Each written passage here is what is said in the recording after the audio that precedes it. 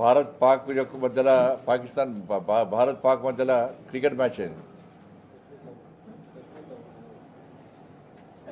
భారత్ అంటే ఒక జోష్, బీజేపీ అంటే ఒక జోష్. క్రికెట్ అభిమానుల యొక్క ఆశలను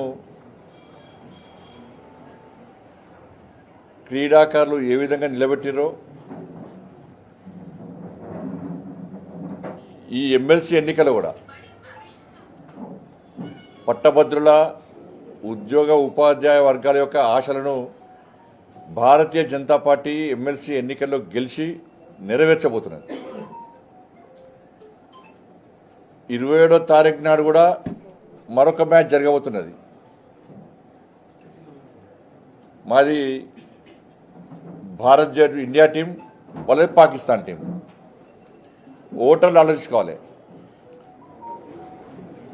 ఇండియా టీం అయినా మాకేస్తే మేము గెలుస్తాం. పాకిస్తాన్ గెలవాలనుకుంటే వాళ్ళకు ఓటేయండి.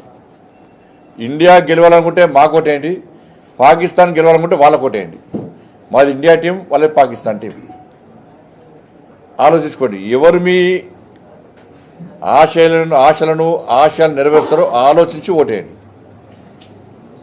మన ఉత్కంఠభరితంగా సాగినటువంటి క్రికెట్ మ్యాచ్లో పాకిస్తాన్ను చిత్తుగా భారత్ ఓడించింది.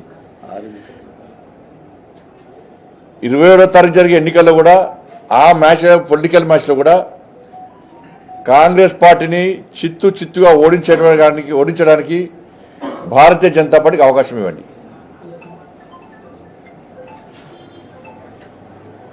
ఎందుకంటే నిన్న ముఖ్యమంత్రి గారు ఇంతవరకు నాకు తెలిసి రాష్ట్రంలో ఎమ్మెల్సీ ఎన్నికల్లో ఏ ముఖ్యమంత్రి పాల్గొనలే. నిన్న ముఖ్యమంత్రి గారు ఊటిన 3 జిల్లాల్లో పర్యటించి 3 జిల్లాల్లో మీటింగ్ పెట్టినట్టునే కాంగ్రెస్ ఓటమి ఖాయమైంది. ముఖ్యమంత్రి గారు 3 మీటింగ్లో కూడా కాంగ్రెస్ పార్టీ అభ్యర్థి గెలవకుంటే మాకు వచ్చేదేం లేదు పోయేదేం లేదని చెప్పడం ద్వారానే ఓటమిని ఒప్పుకున్నారు. నిన్న వాస్తవంగా ఆ మీటింగ్ చూస్తే ఆల్ ఫోర్స్ యాన్యువల్ డేలకే అనిపించింది నాకైతే. ఓటర్స్ ఎవరు లేరు ఆడ, వాళ్ళ సిబ్బంది తప్ప ఓటర్స్ ఎవరు లేరు.